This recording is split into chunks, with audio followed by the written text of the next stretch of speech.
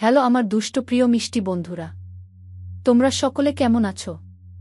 বন্ধুরা, তোমাদের জন্য নতুন একটি গল্প নিয়ে চলে আসছি। বন্ধুরা, তোমরা আমাকে যে পরিমাণ সাপোর্ট করেছো সেটা বলার মতো ভাষা নেই আমার কাছে। বন্ধুরা, গল্পটি না টেনে শেষ পর্যন্ত দেখলে আশা করি তোমাদের দাঁড়িয়ে যাবে এবং তোমরা হাতের কাজ করতে বাধ্য হবে। চলুন বন্ধুরা, গল্পটি শুরু করি। রামিসা রাগ করে আছে আরিমার প্রতি। একদম কথা বলবে না সে আরিমার সাথে। ভীষণ কঠোর ধরনের রাগ করে আছে রামিসা। কালকে এত বড় কাহিনী ঘটার পর সকাল সকাল কেমন নাচতে নাচতে ভার্সিটি চলে গেল, আর এসেছে মাথা ফাটিয়ে ঠোঁট কাটিয়ে। কেমন লাগে তাহলে এই মেয়ের প্রতি? কিভাবে ব্যথা পেল এটা জিজ্ঞেস করার আগেই রুমে গিয়ে দরজা আটকে বসে আছে মহোদয়া। শেষে রামিসা না পেরে নিজের রুমে ঘাপটি মেরে বসে আছে। কথা বলবে না সে ছোট বোনের সাথে। একদম পর করে দিয়েছে তাকে। বাহিরে প্রচণ্ড ঝড় বৃষ্টি হচ্ছে। আকাশ গুমোট কালো অমানিসায় ঢেকে গেছে। বজ্রপাতের আওয়াজ হচ্ছে বেশ জোরে সোরে। এই বৃষ্টি দেখেই আরিমার লোভ জাগল ভেজার জন্য।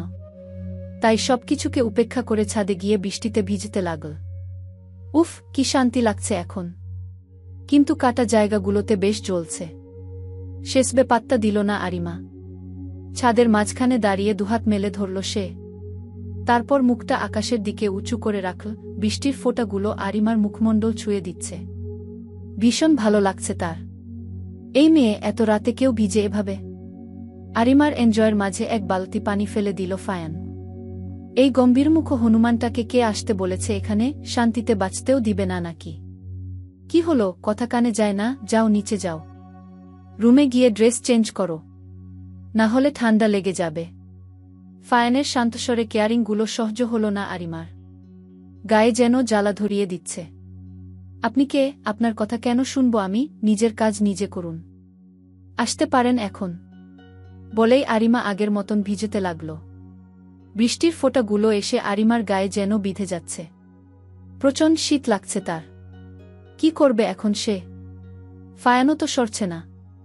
এখন যদি আরিমা চলে যায় তো ফায়ান ভাববে তার কথা মান্য করে আরিমা চলে যাচ্ছে, যেটা তার একদমই পছন্দ হবে না। এদিকে ফায়ান এক দৃষ্টিতে তাকিয়ে আছে আরিমার মুখশ্রীর পানে। আচ্ছা, আরও কি আসলেই অনেক সুন্দর? খালি তাকিয়ে থাকতে ইচ্ছে করছে ফায়ানের। হুট করে এরকম ভাবনা মাথায় আসাতে নিজের মাথায় নিজেই গাঁটটা মারল ফায়ান।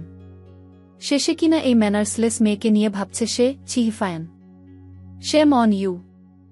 ফায়ান লক্ষ্য করল আরিমা ঠান্ডায় থরথর করে কাঁপছে। তবুও মেয়েটা ঠাই দাঁড়িয়ে আছে, যেন কোনো মূর্তিকে এক জায়গায় ফেলে রাখা হয়েছে। নিজস্ব কোনো অনুভূতি নেই। কিছু একটা ভেবে ফায়ান এক পা দুপা করে এগিয়ে গেল আরিমার দিকে। আরিমা এখনো চোখ বন্ধ করে আছে। বৃষ্টির তরল ফোঁটাগুলো এসে আরিমা আর ফায়ান দুজনকেই ভিজিয়ে দিচ্ছে। ফায়ান আরিমার কাছে এসে দাঁড়াল। তাদের মাঝে আর কয়েক ইঞ্চির দূরত্ব। ফায়ান একবার আরিমাকে দেখে নিয়ে বাঁকা হাসল।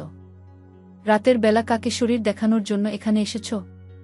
হঠাৎ এত কাছে ফায়ানের কণ্ঠ শুনে আরিমা চমকে কয়েক পা পিছিয়ে গেল। আত্মা দুরু দুরু করে কাঁপছে তার। এই লোক এত কাছে কেন এসেছে? কথার উত্তর দিচ্ছ না কেন? ফায়ানের গম্ভীর কণ্ঠের বুলি শুনে ঈষৎ কেঁপে উঠল আরিমা। কোনো রকমে উত্তর দিল। আপনার সমস্যা? নিজের চরকায় তেল দিন না। আমার লাইফে ইন্টারফেয়ার করার অধিকার আপনাকে দেইনি আমি। ফায়ান হাসল। কেন জানি আজকে আরিমার কথায় তার রাগ হচ্ছে না, বরং হাসি পাচ্ছে। বুঝলাম, তা আর কতক্ষণ এভাবে ভেজা শরীরে দাঁড়িয়ে থাকবে? আরিমা এবার চোখ তুলে ফায়ানের দিকে তাকাল। এতক্ষণ সে মাথা নিচু করে রেখেছিল। ফায়ানের সাদা পাঞ্জাবিটা গায়ের সাথে একদম লেপ্টে আছে। অতিদ্রুত আরিমা তার দৃষ্টি সরিয়ে নিল। লোকটা এখান থেকে যাচ্ছে না কেন? নিচে যাও। ফের ফায়ানের গম্ভীর কণ্ঠ শুনে আরিমা একটু নড়েচড়ে দাঁড়াল। রুমে যাবে কিভাবে এখন? সে তো নড়াচড়াই করতে পারছে না। এখন কি হবে? আরিমাকে দাঁড়িয়ে দাঁড়িয়ে হাতের আঙুলে ওড়না পেঁচাতে দেখে ফায়ান বুঝে নিল। শরীর একদম ফ্যাকাশে হয়ে আছে মেয়েটার। ঠোঁট দুটো কালো কালো হয়ে গেছে। ফায়ান কিছু না ভেবেই আরিমার এক হাত নিজের ঘাড়ের উপর রেখে টুপ করে কোলে তুলে নিল তাকে। এদিকে আরিমা ফায়ানের কাঁধের পাঞ্জাবি খামচে ধরল। আশ্চর্যের কথা, আরিমা ছুটোছুটি করছে না। তার এভাবে ভালো লাগছে। শান্তি শান্তি ফিল আসছে তার। কারণটা সে বুঝতে পারল না। তা আমাকে না শাস্তি দিবে তুমি, এখন যে আমার কোলে চড়ে আছো? আরিমা ফায়ানের বুক থেকে মাথা উঠিয়ে একবার তার দিকে তাকাল। তারপর মিনমিন করে বলল, আপনার শাস্তি জমা আছে নেতা সাহেব। অস্থির হয়েন না। যখন শাস্তি দিব তখন আর শীতে পারবেন না। রাজ আর ইলিশা যে নিখোঁজ জানো তুমি? আরিমা চমকে উঠে ফায়ানের দিকে তাকাল। নিখোঁজ মানে? তাদের তো হসপিটালে থাকা উচিত। কিভাবে হলো এসব? ফায়ান আরিমাকে বিছানার উপর বসিয়ে দিল, তারপর হাত মুচড়াতে মুচড়াতে বলল, এসব নিয়ে চিন্তা করে লাভ নেই। আর দ্রুত চেঞ্জ করে নাও, ভেজা কাপড়ে বেশিক্ষণ থাকলে তোমার কিছু না হলেও অন্যজনের কিন্তু পাগল হওয়ার আশঙ্কা আছে। ফায়ানের আবোলতাবোল কথার পিঠে আরিমা কি বলবে ভেবে পাচ্ছে না। সে তো ঠিকঠাকই আছে। কে আবার পাগল হবে? আপনি বেরুন আমার রুম থেকে। যান, বের হয়ে যান। আমি কিন্তু কিছুই ভুলিনি। আপনার শাস্তি আপনি যথাসময়ে পাবেন। ফায়ান আরিমার দুপাশে হাত রেখে দুহাতে বিছানায় ভর দিল, এতে আরিমা একটু পিছিয়ে গেল।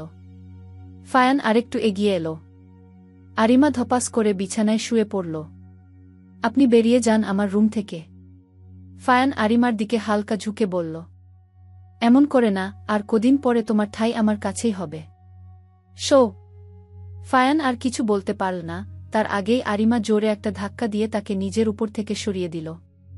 ফায়ান আবার এগোতে নিলেই আরিমা তার দুর্বল হাতে ফায়ানের কোমল গালটায় একটা থাপ্পড় বসিয়ে দিল।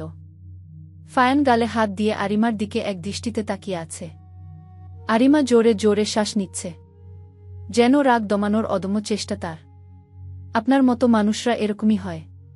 কথায় কথায় একটা মেয়েকে কারা ছুঁয়ে দেয় জানেন? যারা খারাপ, যাদের চরিত্রের দোষ আছে। আপনারও কি সেই প্রবলেম নেতা সাহেব? বেরিয়ে যান আমার রুম থেকে। আপনার মুখ দেখতে চাই না আমি। Go to hell. আরিমা ওয়াশরুমের দরজা ঠাস করে বাড়ি দিয়ে লাগিয়ে দিল।